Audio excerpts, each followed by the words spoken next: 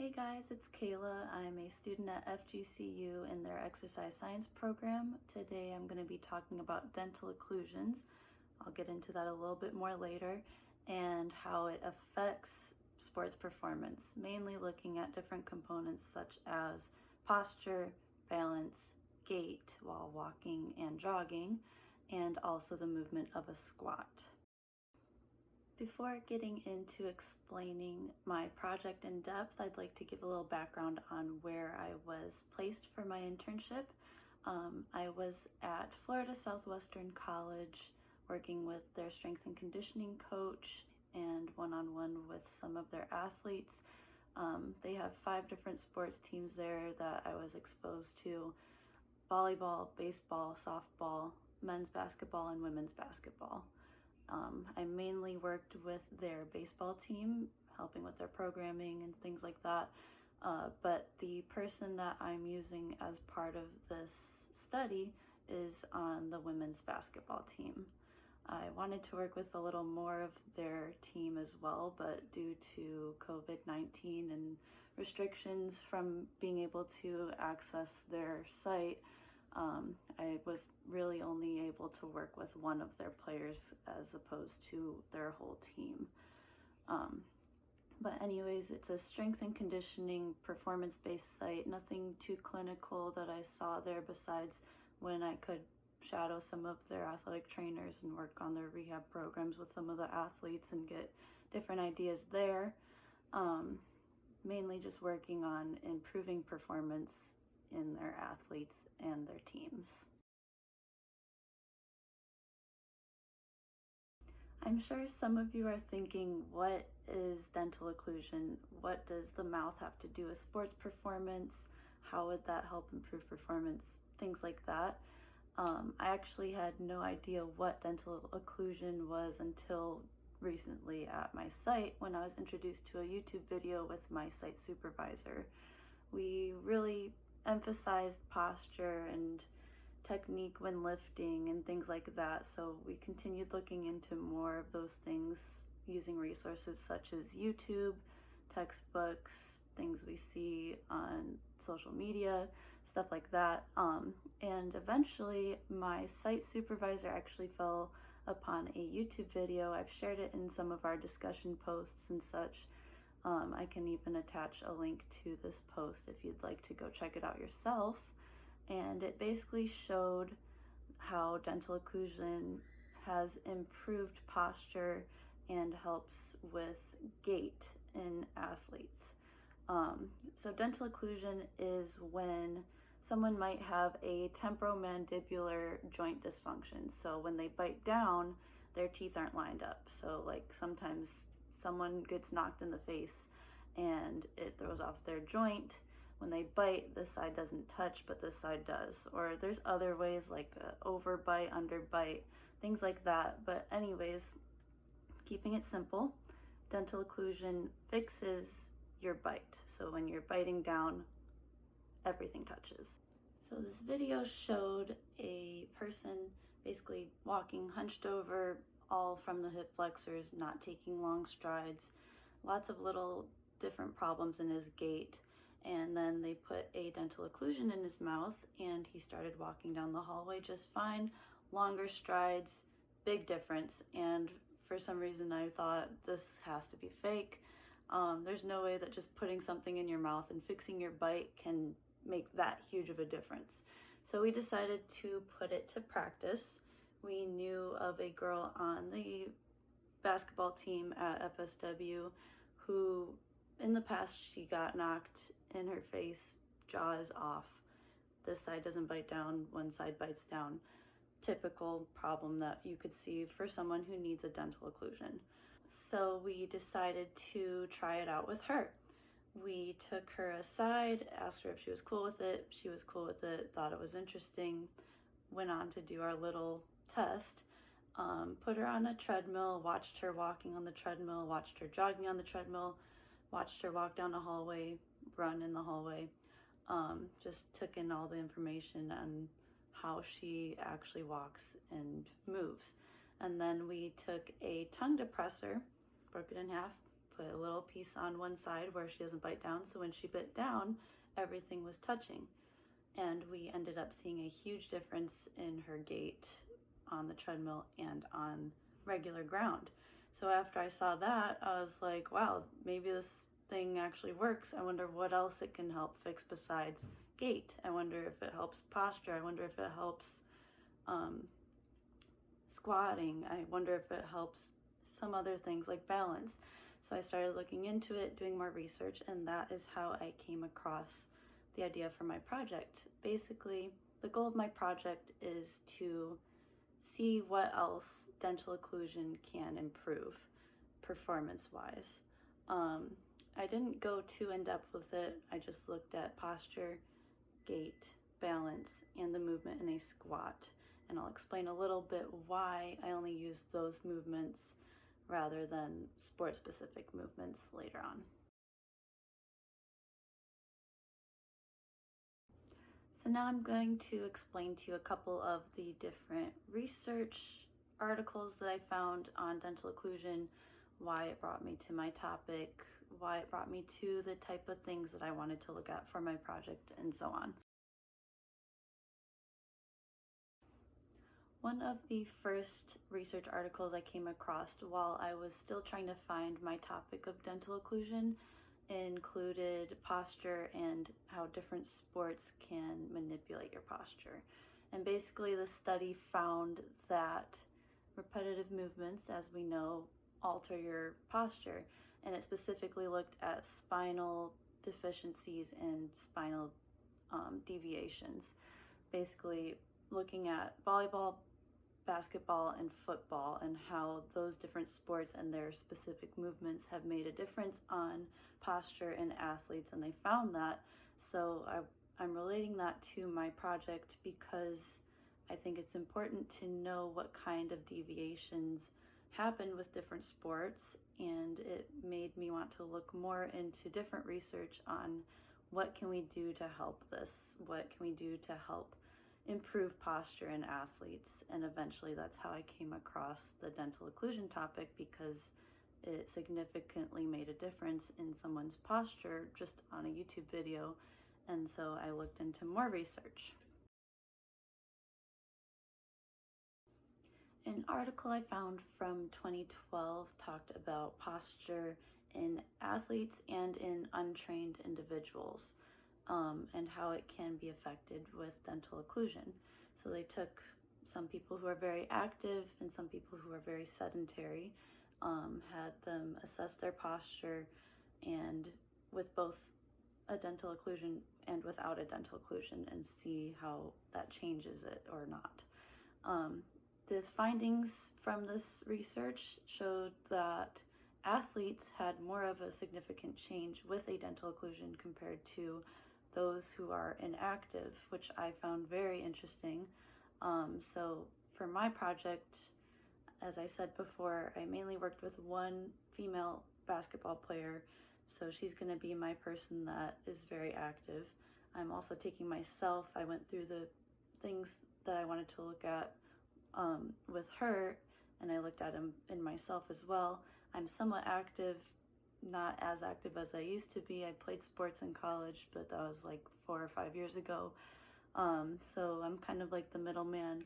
And then since I couldn't go back to my site, I couldn't really ask anyone else. And plus I wouldn't really find anyone not as active there. So I asked my friend for help. She does CrossFit, never really played sports in college or anything. So she's my somewhat sedentary individual that I'm using as a subject in my project as well. Another more recent article that I came across for dental occlusion looked at how it can affect dynamic balance and also muscle tone. Mainly for the muscle tone, it found that it helps activate your erector spinae, so helps you stand up taller and stay more active as you're walking. So through Gait, it's significantly more active with the dental occlusion with your erector spinae. But what I was really looking at in this article was the balance component. I thought it was interesting that it found that the dental occlusion really improved their balance by scaling it on the STAR excursion balance test. This one is a movement balance test, so you're standing, reaching as far as you can with your foot in 8 different directions. So since it's a dynamic balance test, I wanted to see, okay, so it makes a big difference with that. Will it make a big difference with a static balance test? So I used the BEST test, where you're standing feet together, standing on one foot, standing with your feet in line with each other, and then doing that on a softer surface. And I wanted to see if it made a bigger difference with that rather than a moving balance test. A study from 2014, however, looked at performance from the knee muscles. So it's looking at hamstrings and quadriceps mainly in female athletes. And the thing I found interesting about this study is that they used athletes who are asymptomatic or didn't even have any temporomandibular joint dysfunction. So we have people who all their teeth, when they bite down, touch. And they used female athletes, which is mainly what I'm looking at in my project, so this one really correlates well with what I'm trying to look at. Basically what they found with this study is that the dental occlusion significantly improved performance in eccentric contraction for the hamstrings and concentric contraction in the quads. And since finding this article, it made me think about, okay, well, if it's improving the eccentric in hamstrings and the concentric contraction in quads, I wonder how it affects an actual squat. Since the eccentric movement of the hamstrings and concentric movement of the quads are when you're coming up from the squat, I wanted to see if we actually can see a difference in a person's squat just by using dental occlusion. Now we're going to take a look at everything that I actually did with my project. The first thing I did was assess posture. So here are pictures of me, the basketball girl, and my friend. I zoomed in so you guys can take a closer look. Basically, there wasn't very many significant changes for any of us, especially the basketball player. Everything was almost symmetrical. Here's a lateral view.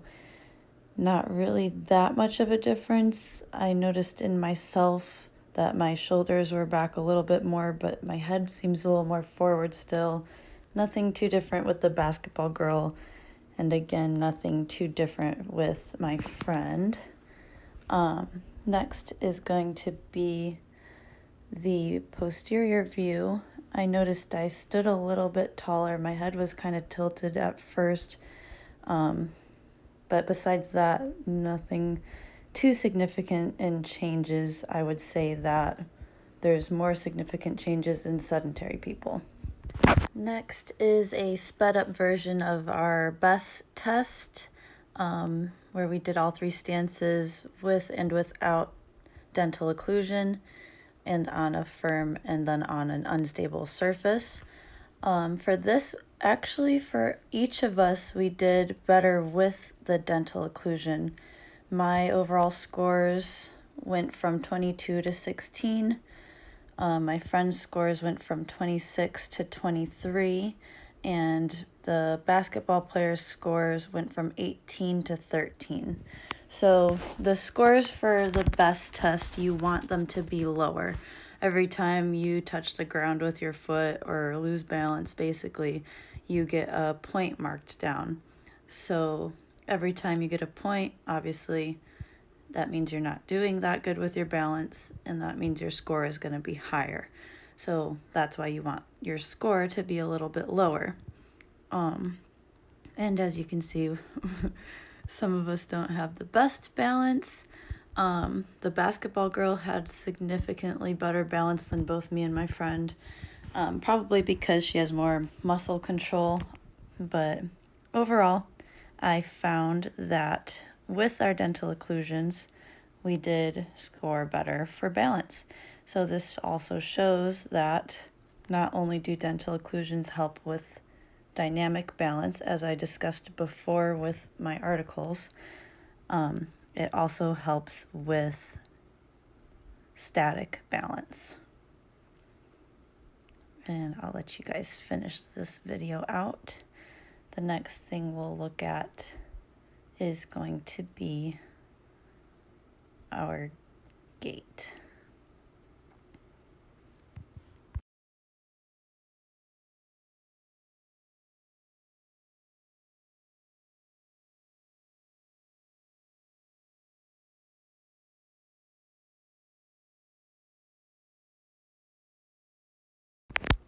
So here I am walking without dental occlusion. I slowed it down a little bit so you can really take a look at the gait here. I only really swing my arms forward, not really that big of a stride. Here's with dental occlusion. I see that my arms move a little bit more. It seems like I'm actually getting a heel strike in with the dental occlusion. Nothing too significant though.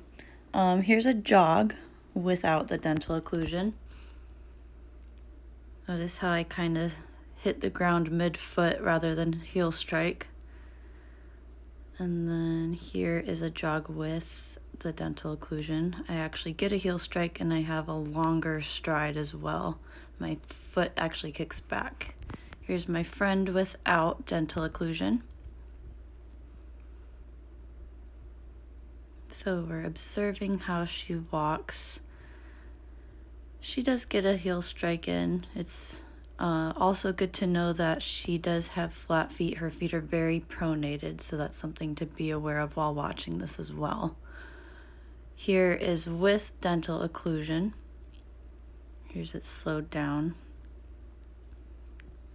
Nothing too significant with her walk, but let's see how things go when she's jogging. So this is her jogging without dental occlusion.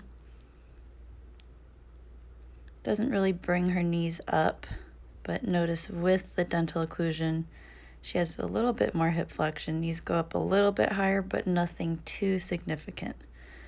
Now here is the basketball players walking without dental occlusion.